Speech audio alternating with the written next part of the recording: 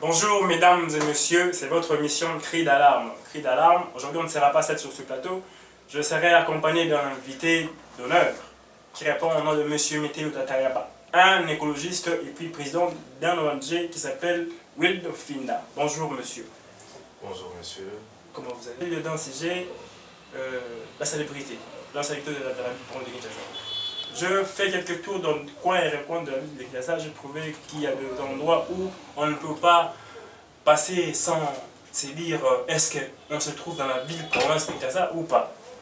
Comme la frontière entre Lemba et Ngaba, Yolo et Kimbangu, première rue dans Founan, très sale. Je me demande quelles sont ces causes, monsieur Mété, les causes de cette insalubrité qui est dans la ville de Kinshasa. Merci beaucoup pour la parole, monsieur. Je suis très content de recevoir et répondre à votre invitation. Vous savez, c'est un problème qui est très curieux de voir qu'il persiste jusqu'à nos jours et que nous sommes en train d'en souffrir depuis l'avènement d'un slogan que nous connaissons ici. Et c'est vraiment souffrant aujourd'hui. Nous pouvons dire que les causes sont d'ordre général. Nous pouvons en citer trois. Premièrement, il y a les sociétés qui produisent des boissons à plastique. Ok. Ça, c'est la première cause que nous pouvons soulever. Et la deuxième cause, c'est ce que nous sommes en train de décrire ici. Dans ce secteur, il y a la production des sachets, la présence des sachets. Et la troisième des choses, encore la troisième cause, c'est ce que fait le gouvernement, encore la mégestion du gouvernement, encore la gestion du gouvernement sur la problématique des déchets plastiques. Parce que nous devons savoir une chose, qu'aujourd'hui, tous ces points que vous avez cités, si vous partez voir aujourd'hui, je vous assure que vous serez scandalisés. Selon M. Métello, le fabricateur de jus en plastique, les chassés, et puis la mauvaise gestion du gouvernement.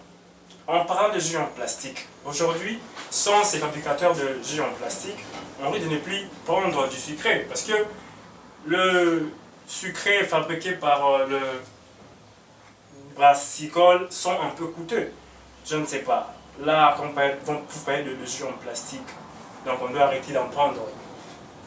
Déjà, la qualité des jus proposés par ces compagnies, ces sociétés, n'est pas bonne.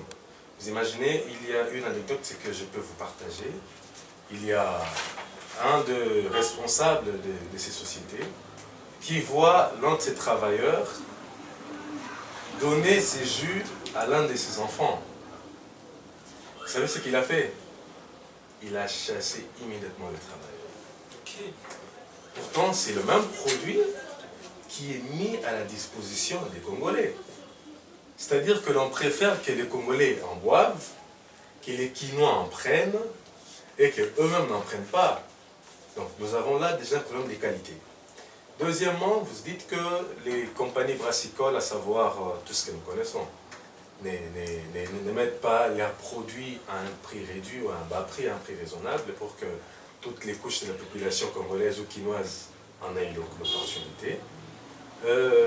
Cela ne donne pas justement la possibilité à ces sociétés-là de pouvoir produire ces jus et ne prendre aucune disposition pour gérer leurs déchets, pour recycler leurs déchets. C'est ça le problème.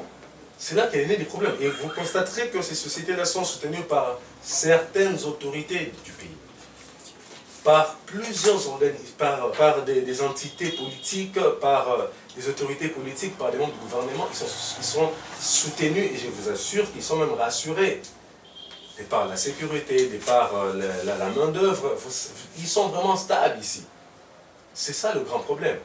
Puisque quand ils produisent des jus plastiques, quand ils produisent de l'eau, même la bouteille d'eau qui est devant moi ici, il faut qu'ils aient une idée sur quelle quantité de tonnes de déchets qu'ils produisent. Parce que les déchets plastiques, une fois que la bouteille est vide, ça devient un déchet, cette bouteille. Et mal géré, mal entretenu, il y a aujourd'hui un sérieux problème de pollution. Et d'ailleurs, c'est une problématique qui est très sérieuse, d'autant plus que la Journée internationale de l'environnement de cette année avait comme thème essentiel, c'était la problématique de la pollution plastique. Et ces sociétés sont les premières personnes à pouvoir nous dire pourquoi est-ce qu'ils n'ont pas suffisamment d'aide ou, je dirais, d'aide soutenue sur ces problèmes de plastique. Ils en produisent, papa. Et c'est le coup là, Nanda. Vous savez, nos fosses sceptiques à la maison, dès lors que nous sentons que ça ne va plus, que c'est bouché, il y a une solution qui est trouvée rapidement. Mais ces sociétés sont à Kinshasa depuis autant d'années.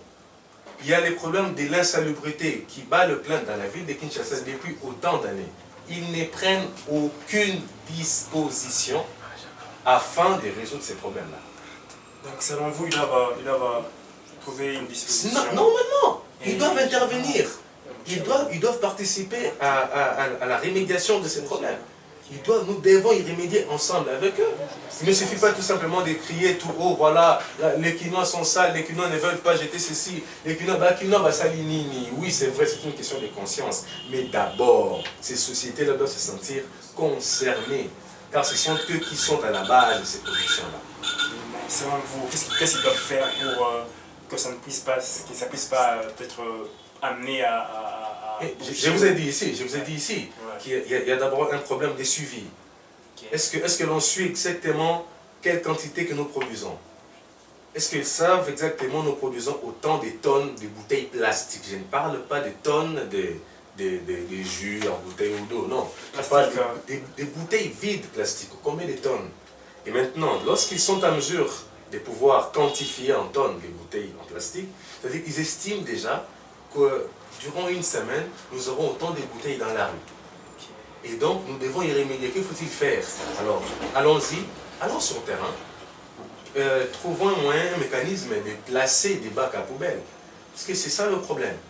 On place des bacs à poubelle, qui placent des bacs à poubelle de leur société, et après, ils viendront reprendre ces poubelles-là pour recycler les bouteilles.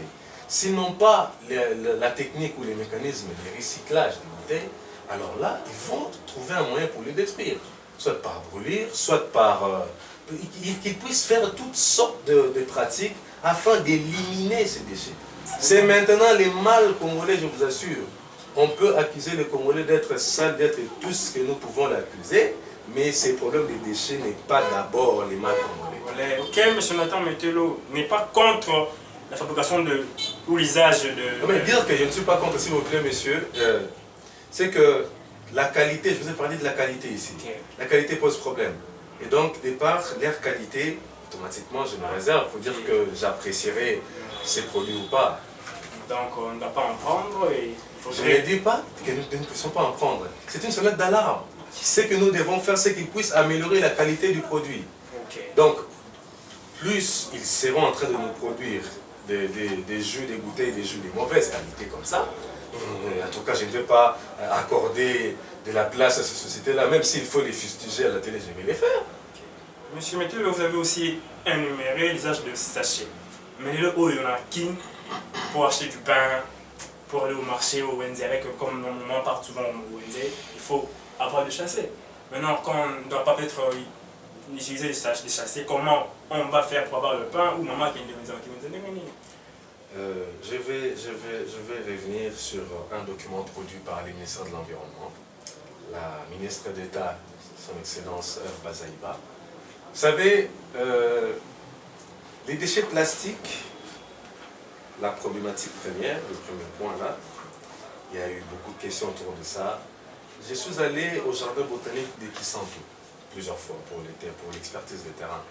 Et là, j'ai rencontré une équipe de chercheurs de la Belgique. Alors, en plein échange avec eux, ils travaillaient sur la diminution des pollutions à base de plastique.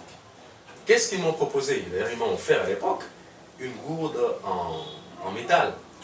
Pour dire qu'ils proposaient une autre solution, que nous puissions utiliser les gourdes en métal, au lieu de gourdes en plastique, au lieu de bouteilles plastiques. C'est une proposition pour éliminer ceci. Il y a depuis peu dans la ville de Kinshasa des emballages à papier. Je ne sais pas si vous avez connaissance de ça. Dans les supermarchés, un peu partout. Mais pourquoi est-ce qu'on ne s'investit pas dessus? Je suis allé dans un colloque, dans des réunions aussi, à l'hôtel Memling, il y en a eu l'année passée. Il y a des sociétés, des entrepreneurs qui produisent des papiers, ici comme emballage. Ici en RDC, c'est une entreprise de Goma. Vous voyez? Mais pourquoi est-ce qu'on ne met pas en essor ces secteurs-là? Pourquoi est-ce qu'on ne veut pas investir dessus afin que nous puissions éliminer et éradiquer ces problèmes définitivement, qu'on n'ait plus de sachets? Les sachets durent plus longtemps qu'un papier pour être dégradé dans le sol. Ne parlons même pas du plastique. Ça, c'est pire. Vous imaginez devant quel danger nous sommes? Et les sachets plastiques sont vendus chaque jour dans la ville de Kinshasa. Et à tous les niveaux. Chaque jour, à tous les niveaux. Oui, mais parce que déjà, ça ne va pas se dégrader du jour au lendemain. Il faut attendre près de 100 ans pour voir la dégradation du sachet. Aussi, à part la dégradation, il y a un problème qui, à la longue, est causé dans les écosystèmes. Que ce soit dans le sol, que ce soit dans les rivières. Je crois qu'une question viendra dans ce sens-là. Je connais votre curiosité, vous chercherez à savoir les conséquences. Nous allons y arriver. Mais ce qui est sûr, c'est que vraiment, ces problèmes du sachet, il y a déjà des solutions. Mais il n'y a pas un œil soutenu sur ces solutions-là afin qu'elles soient pérennisées. Monsieur Métil, vous accusez aussi le gouvernement en disant... Ce ne sont pas des accusations, monsieur. Ce ne sont pas des accusations, s'il vous plaît. Parlant de la mauvaise gestion... Nous n'accusons pas le gouvernement. Nous sommes en train de dire tout haut qui sont les fautifs dans cette affaire. Écoutez, monsieur Nathan, en parlant de la mauvaise gestion du gouvernement, monsieur Métil veut accuser qui? Non, mais nous ne voulons pas accuser. Nous voulons décrier ou dire tout haut ce qui se passe. En parlant du gouvernement, vous savez, il y a dans notre pays la décentralisation du pouvoir. Il y a les ministres de l'Environnement, d'une part, qui gèrent l'environnement national, son Excellence Hervé Zaïba qui est cité ici il n'y a pas longtemps. Il y a les gouverneurs des provinces. Et chaque province est organisée en gouvernorat. Il y a des gouvernorats dans chaque province. C'est-à-dire, il y a les ministres d'eux, il y a les ministres d'eux, il y a les ministres d'eux. Autant il y a un ministre de l'Intérieur au niveau national, autant il y a un ministre de l'Intérieur de la ville-province de Kinshasa. Il y a aussi, de la ville de Kinshasa, je crois que c'est M. Gracien qui fait également un bon travail là-dessus. Il y a, dans la ville de Kinshasa, les ministres de l'Environnement. Il y a, pour la ville de Kinshasa, un ministre de l'Environnement. Alors, nous parlons d'abord du problème ou la cause du gouvernement au niveau national. Son Excellence, Madame la ministre d'État, avait initié en début d'année 2023. Il y avait une session de travail, je crois que c'était 4 jours, sur la gestion des déchets plastiques sur l'étendue du territoire national. Mais les combles, c'est quoi? Après de telles assises, nous n'en savons peu sur les retombées. Il n'y a pas de retombées palpables. Vous comprenez? On va réunir des gens durant 3-4 jours pour parler de la gestion des déchets plastiques sur toute l'étendue du territoire national. Et après 1 mois, après 2 mois, après 3, après 6 mois, il y a toujours des déchets plastiques sur l'étendue du territoire national. Non, s'il vous plaît, s'il vous plaît. À quoi bon d'organiser ces assises-là tant que les solutions adéquates ne sont pas prises en compte, en considération, tant qu'on ne met pas tous les moyens en œuvre pour résoudre les problèmes. S'il vous plaît, il y a également les gouvernorats. Nous savons que le gouvernorat, pas le gouvernorat d'ailleurs, c'est son Excellence le chef de l'État qui a lancé en 2019 Kinshasa Bopeto. Oui, abrégé Kinbopeto, comme vous le dites. Kinbopeto, depuis 2019, a débuté.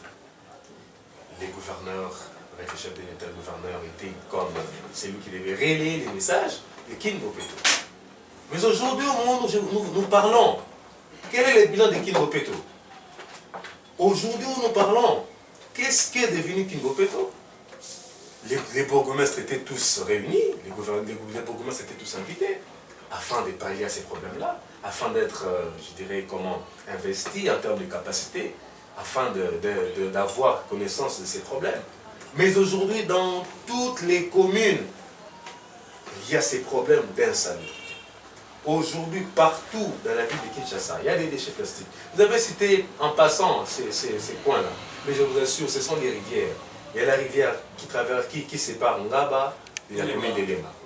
Il y a la rivière Kalamou qui passe de Yolo Kimbangu jusqu'à arriver au stade Tata Raphaël. Regardez. Il y a devant l'hôpital HJ, la rivière Funa, elle est inondée. Nous passons encore quelques rivières, quand même si vous allez à Kinko vers le fleuve Congo. C'est absurde, mais comment nous pouvons vivre comme ça? Monsieur Métilo. Donc, la responsabilité maintenant, elle est celle-là.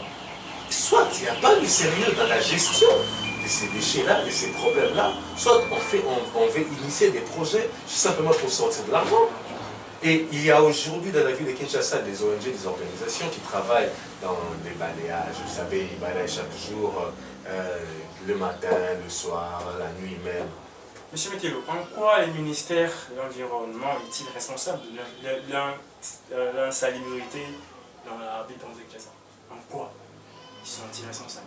L'environnement, de par sa définition, je suis écologiste de formation. De par sa définition, c'est les milieux où vivent les vies. C'est-à-dire, c'est les milieux où nous pouvons retrouver la vie. C'est ça l'environnement. C'est l'ensemble des êtres vivants dans un milieu aussi.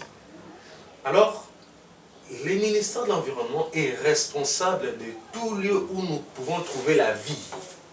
C'est-à-dire, si dans l'eau il y a la vie, alors ils sont responsables de l'eau. Si dans la forêt il y a la vie, alors ils sont responsables des forêts.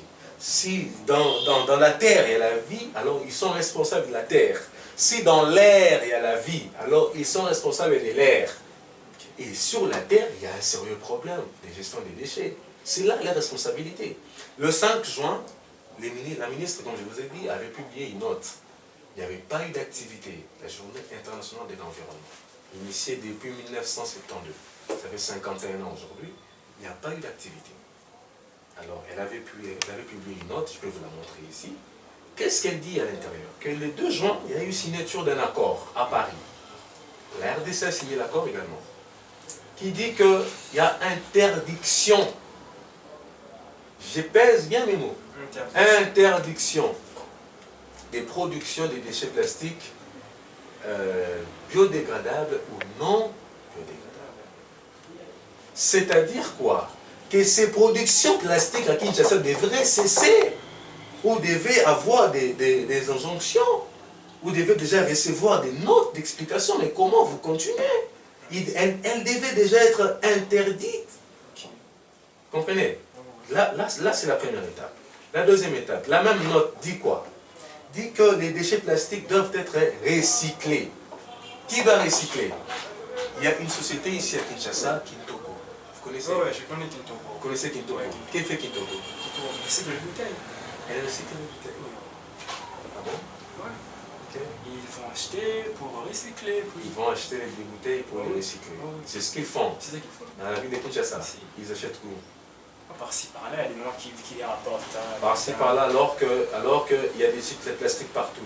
Ils achètent où? Ils devraient faire quoi, monsieur? Ils devaient faire quoi? Oui. Ils devaient travailler comme une institution, car ils ont la responsabilité donnée par le ministère de l'Environnement. Non, ils devraient aller à la recherche. L'initiation. Je vous dis, le jour où il y a eu l'ouverture des portes de Kintoko, la ministre était là. La ministre de l'Environnement était là. Le gouverneur Jantini Gobila était là. Vous comprenez? Mais le problème est si grave, il est sérieux. Qu'est-ce que fait Kintoko? Recycler et puis après nous produire quoi après ces recyclages? Il les recycle pour que les bouteilles deviennent quoi? On va les entasser, les comprimer en termes de carrés, de cubes, et puis c'est fini. Renseignez-vous très bien. Qu'est-ce que fait Kintoko concrètement dans la ville de Kinshasa? On ira leur voir, parce qu'ils sont vers ils sont vers Limete, Matete aussi. Oui. Oui, Matete. Il y a même des sites. Il y a des points d'agence et des points de récolte des déchets. Oui. On ira leur voir et puis on va leur demander à savoir qu'ils puissent nous présenter leur méthodologie de travail. Qu'est-ce qu'ils font avec les déchets concrètement? Monsieur Mételo, j'ai entendu parler de rivières, de chasser, puis de terre en plastique. J'avais demandé quel est l'impact des déchets dans une rivière. Parce que l'eau peut faire couler les déchets, les plastiques. l'impact est si grave que vous ne le pensez. Très grave. Vous voyez la rivière Funa, elle se jette jusqu'au fleuve Congo. Parce que toutes les rivières de la ville de Kinshasa parviennent à se jeter dans une rivière qui soit grande plus qu'elle-même. La rivière Funa, elle arrive jusqu'au fleuve Congo. La rivière Kalamu qui traverse Kimbank jusqu'au Stade Tata Raphaël passe également par les ponts pour arriver jusqu'à se jeter à une rivière qui passe par, je crois que j'ai vu encore l'avenue Sévère Gombe là-bas. Alors, ces rivières-là, dès qu'elles sont inondées de déchets plastiques, il y a premièrement problème des barrières physiques.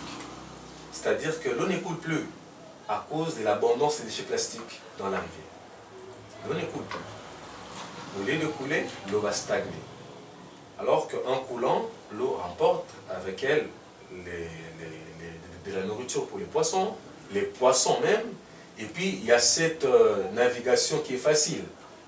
Alors, les poissons qui se nourrissent des êtres vivants dans l'eau, les méduses et autres, les poissons vont se nourrir de quoi?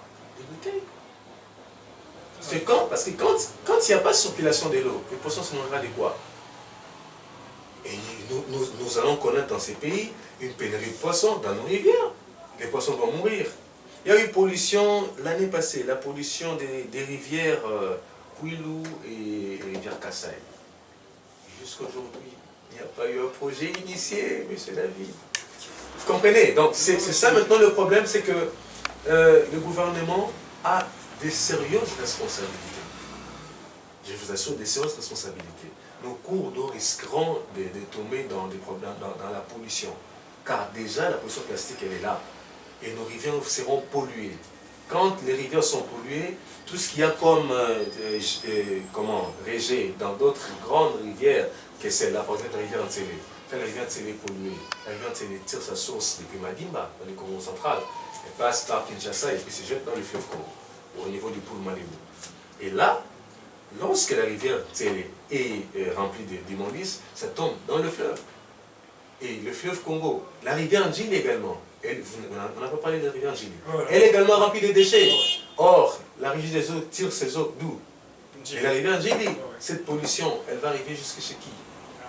Vous comprenez la pollution d'eau, jusqu'à quel niveau elle va arriver? Jusqu'à atteindre nos vies.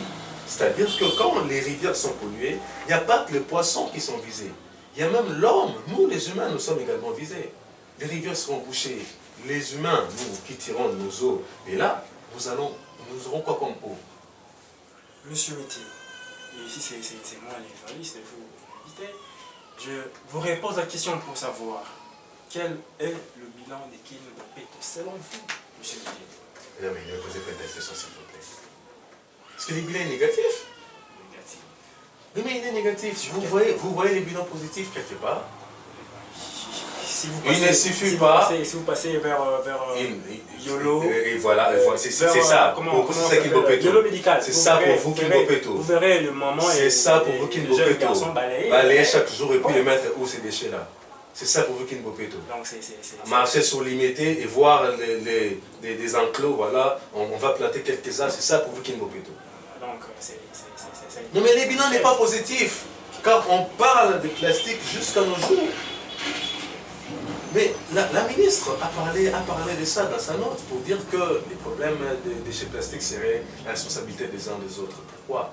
Papa, Kin Mbopeto, les a réussi. J'en connais les responsables depuis 2019. Je comprends. Je vous assure. Je comprends. Oui. Je comprends. Et toutes ces ONG qui travaillent dessus, mais elles sont là pour chercher l'argent. Elles cherchent l'argent. Oui, mais je vous assure. Donc, vous accusez les ONG. Non, je n'accuse pas. Je suis en train de vous donner des informations. Ce ne sont pas des accusations. L'accusation serait de façon prohibée. Là, je ne suis pas en train d'accuser quelqu'un. Je suis en train de vous dire ce qui se passe dans la ville de Kinshasa. Parce qu'ils cherchent l'argent parce qu'après avoir balayé, ils entassent les déchets dans un coin. Et c'est fini, ils partent. Monsieur Métil. Parce que vous savez qu'à l'époque, il y avait des services salons. Sans que qui que ce soit ne soit payé. C'est chaque samedi au moins. chaque samedi. Ouais, Et ce n'était pas des salons où les personnes sont là, ils vont balayer juste devant soi et puis ils vont rester là pour attendre 10 heures pour ouvrir les maisons, les maisons commerciales et autres. Non. C'était vraiment des personnes qui balayent, qui vont balayer et puis qui vont essayer de déchirer quelque part, qui vont les brûler. Aujourd'hui, qu'est-ce que nous avons? Monsieur Métil, en tant qu'écologiste, en gros, quelle serait votre proposition pour lutter contre l'insalubrité? Proposition auprès de qui? Les Gouvernement, autorités. gouvernement. Mais ils attendent qui? Mais tu peux aussi apporter, et puis ils vont écouter, et puis mettre en pratique. Mon Dieu, vous savez que ces autorités-là voient chaque jour la ville de Kinshasa comment elle est. Oui, je vous donne une information. Elles voient chaque jour la ville de Kinshasa comment elle est. C'est chaque jour qu'elles voient ça. Et autant de voir ça, pendant qu'elles le voient, qu'est-ce qu'elles se disent? Elles se disent quoi en voyant ça? Peut-être si vous lancez un cri d'alarme, ils vont écouter. Et puis ils vont Les cris d'alarme, nous ne cesserons jamais de les lancer. Quand on lance un cri d'alarme, ils vont peut-être mettre en pratique. Chères autorités, la ville de Kinshasa est en train de souffrir des déchets plastiques. Il s'agit de quoi? Il s'agit de la pollution plastique dans les rivières. Il s'agit de la pollution plastique sur nos avenues. Il s'agit de la pollution plastique dans les places publiques. Ce qui fait souffrir la population congolaise, c'est celle-là. Dans des caniveaux, dans des terrassiers, dans des rigoles, nous en souffrons complètement. Si vous initiez concrètement des projets de développement des communautés qui vont susciter un engouement populaire, à savoir la prise en charge, la prise de responsabilité des jeunes, que les jeunes puissent s'investir dans ces problèmes-là. Vous mettez des moyens nécessaires. Il ne s'agit pas des moyens financiers seulement. Il s'agit plutôt du sérieux dans la continuité du travail.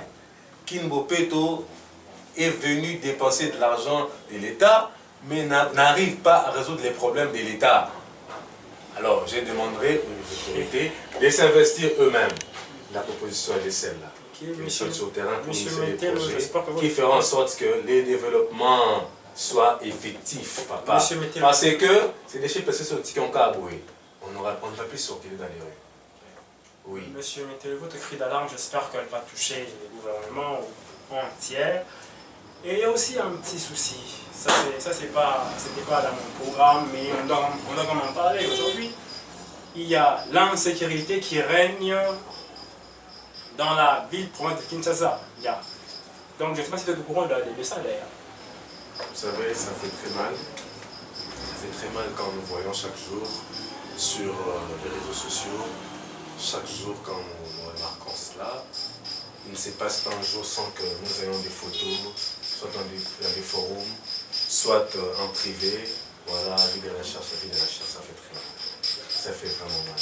Nous nous posons la question, où est la sécurité dans ces pays? Donc imaginez, déjà nous sommes livrés à notre triste sort dans l'insalubrité, et il y a encore l'insécurité civile qui vient. Au juste, que devons-nous faire? Vous savez, il y a une expérience à laquelle j'ai même participé, j'ai m'étais même investi à l'époque, en 2016. J'habitais Massaramila et le quartier Massaramila fut envahi par les jeunes gens appelés communément les colonna. Alors, ils sont entrés même dans une maison pour faire du mal, pour arriver même à violer. C'était inadmissible. On ne pouvait pas accepter ça. Et qu'est-ce que nous avons fait? Qu'est-ce que nous avons fait? Nous avons fourni beaucoup d'efforts pour pouvoir nous-mêmes nous investir, travailler dessus. Qu'avons-nous fait? Nous avons organisé nos équipes pour que nous puissions veiller toutes les nuits et nous en avons attrapé plusieurs. On attrapait, on frappait, on attrapait, on frappait. On constatait qu'ils reprenaient les choses. Et puis après, voilà, vous savez, il y a eu tout ce qu'il y a eu. Mais les autorités militaires nous avaient encouragés pour nous dire que, mais quand vous l'arrêtez, vous les laissez partir, ou encore vous l'amenez à la police pour que les policiers fassent quoi? Cette question nous avait étonnés. Nous nous sommes pris en charge à l'époque. Un général de l'époque est arrivé, je ne vais pas citer son nom, pour nous dire que prenez-vous en charge. Si vous l'attrapez comme ça, faites-en ce que vous voulez. Parce que vous pouvez tabasser un voleur qui est là, le colon, vous les frappez, les policiers passent. Ah, nous comprenons que nous avons les libres arbitres. Carte verte. Donc, aujourd'hui, ces problèmes-là d'enlèvement, c'est de ça que nous parlons aujourd'hui. Il y a l'insécurité également à Kouamout et maintenant ici à Liban Congo. Ces problèmes d'enlèvement est très sérieux. Alors, les services de renseignement doivent nous aider. La police doit nous aider. Pourquoi? Parce que nous sommes en train de souffrir.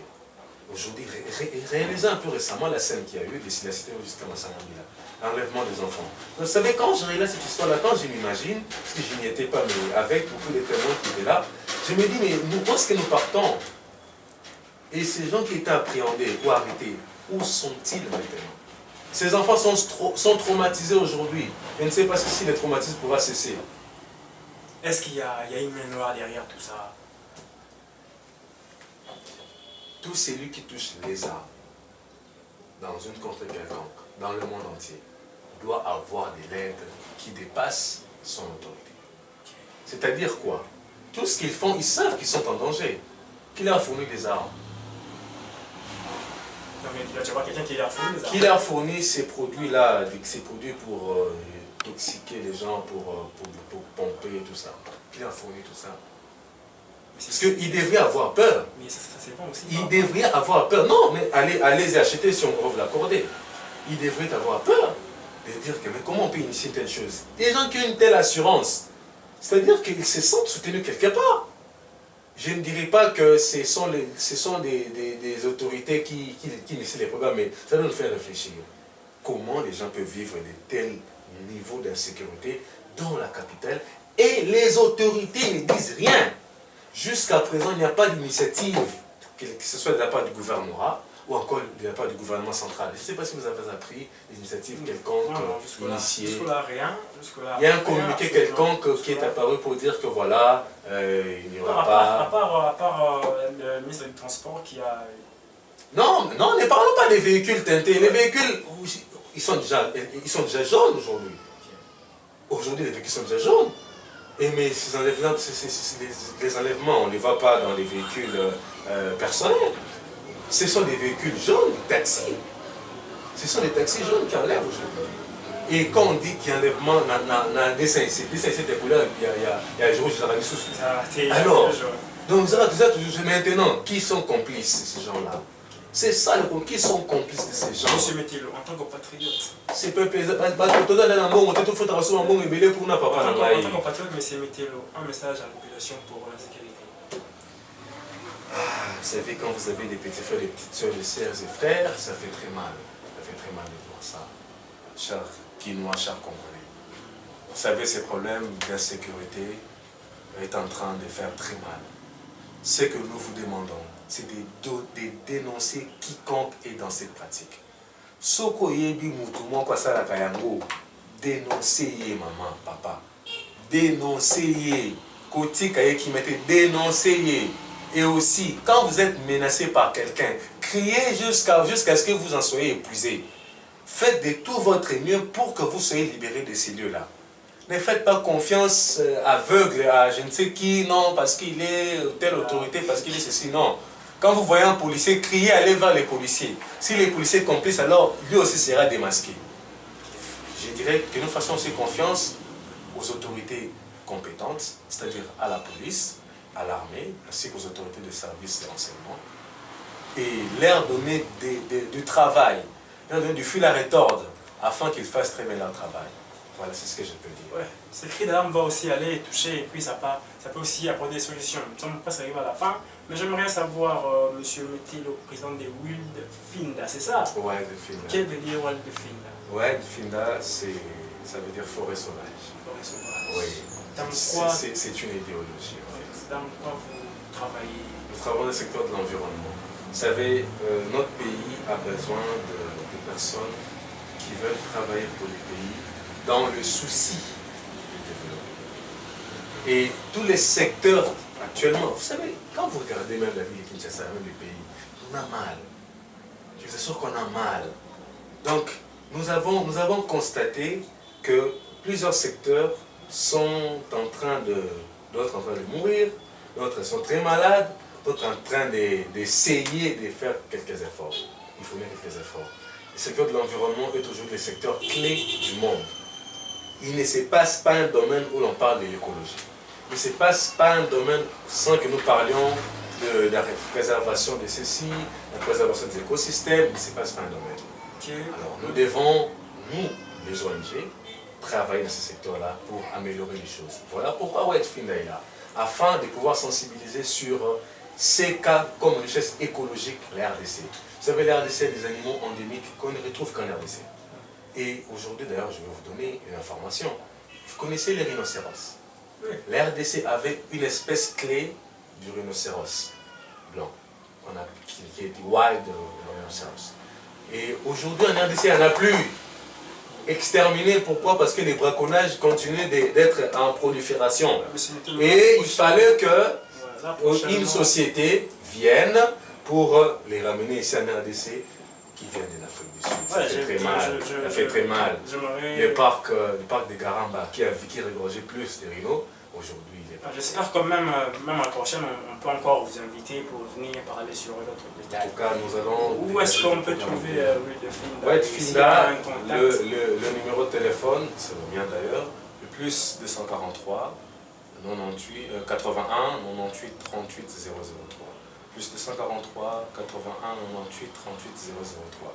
Si vous voulez nous rencontrer, nous sommes le bureau social, le siège social, est sur l'avenue Manzengele, numéro 61 de la commune d'Ingala.